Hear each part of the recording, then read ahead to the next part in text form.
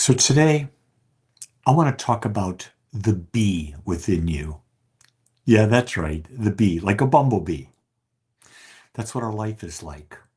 You see, our job is not to cling to any one flower, it's to move. It's to move from one experience to the next, just like a bee. You taste the experience fully, you immerse yourself into its beauty, its lessons, its sweetness, and then you move on. You take nothing with you but the nectar of awareness, the essence of understanding.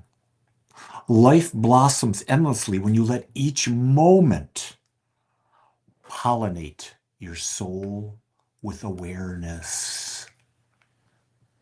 Can you see the symbolism of this idea?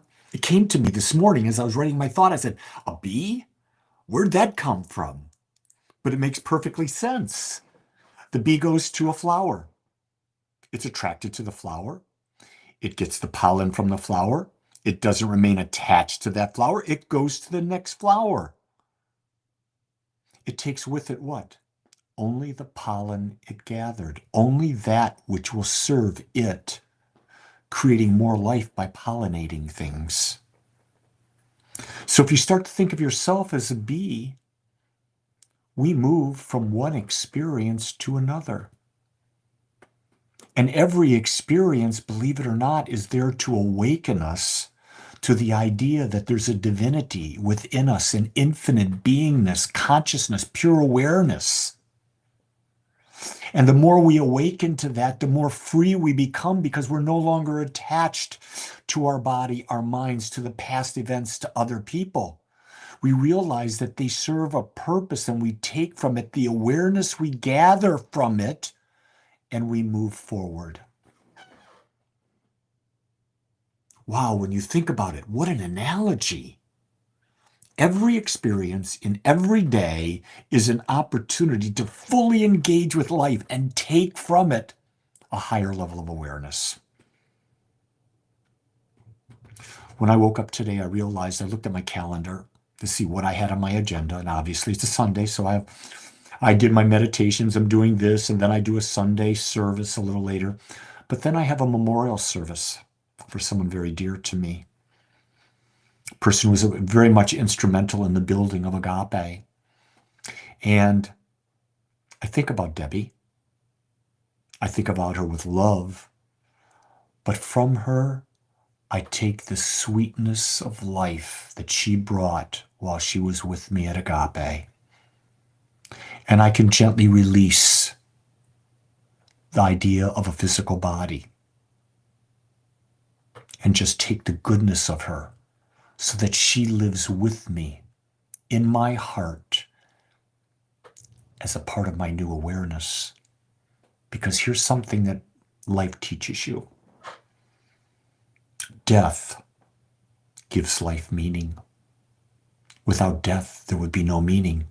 You see, if you understood that you had a limited amount of time, would you waste your time worrying about what other people think about you? Would you waste your time about fretting about insignificant details? Would you waste your time? Or would you be busy as a bee going from flower to flower, sucking up all the nectar you can and enjoying this magnificent life? This morning, 5:30 this morning, I took my dog, Nicky Lou, yellow lab. He's a pup, 2 years old. Went out for a walk. We've been doing that for the last 8 days. But today was different at 5:30. Not only was it dark, there was a fog. And it was special. What an experience. It's like it was symbolic about moving through life. The fog in life is you don't know what's going to happen. You're in the midst of the unknown, but you know the path. You feel the path beneath your feet. It's secure. What I did notice, though, there's a part of the walk where I let go of the leash. And Nikki goes for about half a mile to 3/4 of a mile without a leash. But because of the fog, she stood a lot closer to me.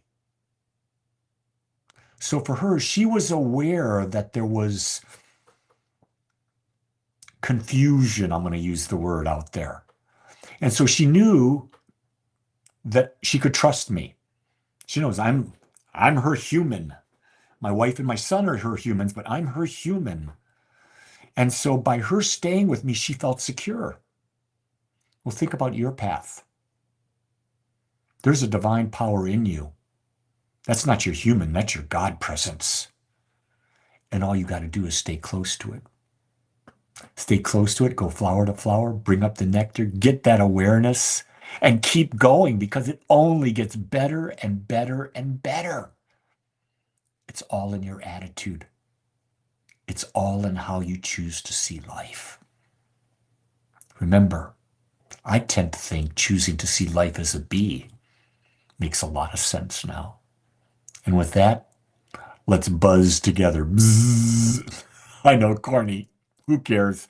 Anyway, much love and aloha.